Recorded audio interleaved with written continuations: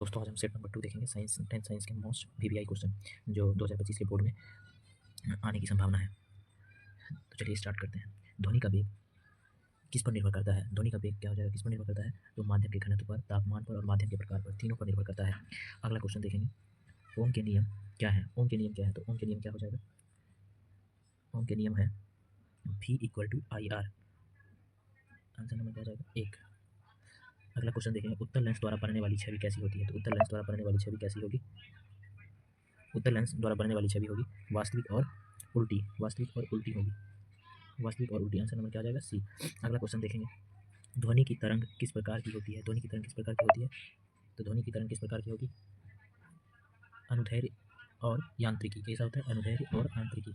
अनुदैर्ध्य और आंतरिकी होती है। अगला क्वेश्चन देखेंगे, ऊर्जा का मात्रक क्या है? तो ऊर्जा का मात्रक क्या हो जाएगा?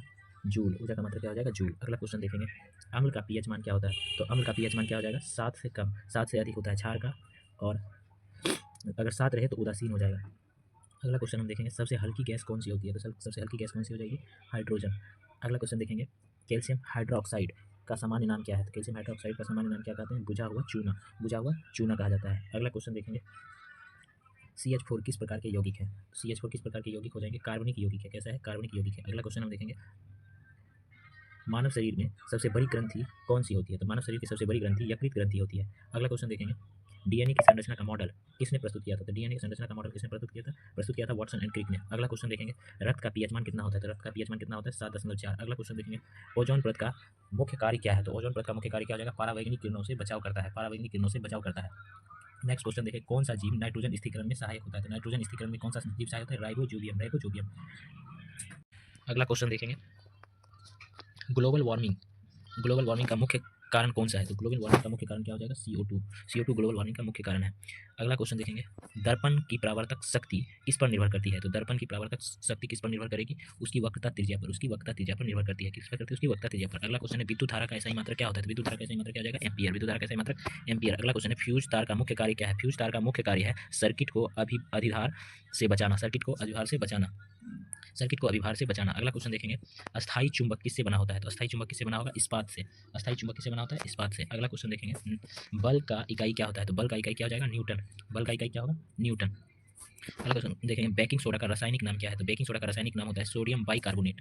Sodium bicarbonate. अगला क्वेश्चन देखेंगे, कौन सी धातु पानी के साथ तीव्र प्रक्रिया करती है? तो पानी के साथ तीव्र प्रतिक्रिया कौन सा करता है? सोडियम धातु पानी के साथ तीव्र प्रतिक्रिया करता है। सोडियम का फॉर्मूला क्या होता है? Na। अगला क्वेश्चन देखेंगे, ब्लीचिंग पाउडर का उपयोग किस लिए किया जाता है? तो ब्लीचिंग पाउडर का उपयोग किस लिए किया जाता है? जल को शुद्ध करने के लिए, कपड़े धोने के लिए, पेपर बनाने के लिए, इनमें से सभी। अगला क्या हो जाएगा क्वेश्चन, इथेनॉल का सामान्य नाम क्या है? तो इथेनॉल का सामान्य नाम क्या हो जाएगा? Ethyl alcohol. क्या हो जाएगा? Ethyl alcohol. नेक्स्ट क्वेश्चन देखेंगे, धातु के ऑक्साइड आमतौर पर किस तरह का व्यवहार करता है? तो धातु के ऑक्साइड आमतौर पर क्षारीय व्यवहार करता है। क्षारीय की तरह व्यवहार करता है। अगला क्वेश्चन देखेंगे, कौन सा अंग रक्त को छानने का कार्य करता है? तो रक्त को छानने का कार्य कौन सा अंग करता है? तो गुर्दा। गुर्दा रक्त को छानने का कार्य करता है। मानव शरीर में पाचन क्रिया कहाँ शुरू होती है? तो मानव शरीर में पाचन क्रिया मुख से शुरू होती है। अगला क्वेश्चन देखेंगे, रक्त में ऑक्सीजन का परिवहन किसके द्वारा होता है? तो रक्त में ऑक्सीजन का परिवहन किसके द्वारा होगा? हीमोग्लोबिन के द्वारा होता है। अगला क्वेश्चन देखेंगे, मस्तिष्क का सबसे बड़ा भाग कौन सा है? तो मस्तिष्क का सबसे बड़ा भाग क्या हो जाएगा? सेरिब्रम। मस्तिष्क का सबसे बड़ा भाग क्या हो जाएगा? सेरिब्रम। पौधे में प्रकाश संश्लेषण की प्रक्रिया में कौन सा पिगमेंट सहायक होता है? तो पौधे में प्रकाश संश्लेषण की प्रक्रिया में कौन सा पिगमेंट सहायक होगा? क्लोरोफिल। अगला क्वेश्चन देखेंगे, कार्बन डाइऑक्साइड का प्रतिशत वायुमंडल में कितना होता है? तो कार्बन डाइऑक्साइड का प्रतिशत क्या हो जाएगा? 0.03%। 0.03%। अगला क्वेश्चन देखेंगे, पारावैंगनिक किरणों से बचने के लिए कौन से परत जिम्मेदार होते हैं? तो पारावैंगनिक किरणों से बचने के लिए कौन से परत जिम्मेदार होंगे? ओजोन परत हमें पारावैंगनिक किरणों से बचाते हैं। अगला क्वेश्चन है, नाइट्रोजन स्थिरीकरण प्रक्रिया में कौन से जीव सहायक होते हैं? तो नाइट्रोजन स्थिरीकरण प्रक्रिया में कौन से जीव सहायक होंगे? राइबोजोबियम। राइबोजोबियम सहायक होते हैं।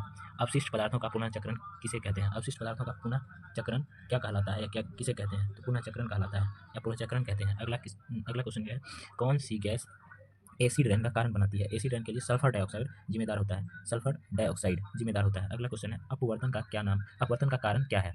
अपवर्तन का कारण क्या हो जाएगा? प्रकाश की गति में परिवर्तन। प्रकाश की गति में परिवर्तन करना अपवर्तन कहलाता है। फोकस दूरी का SI मात्रक क्या होता है? तो फोकस दूरी का SI मात्रक क्या हो जाएगा? मीटर।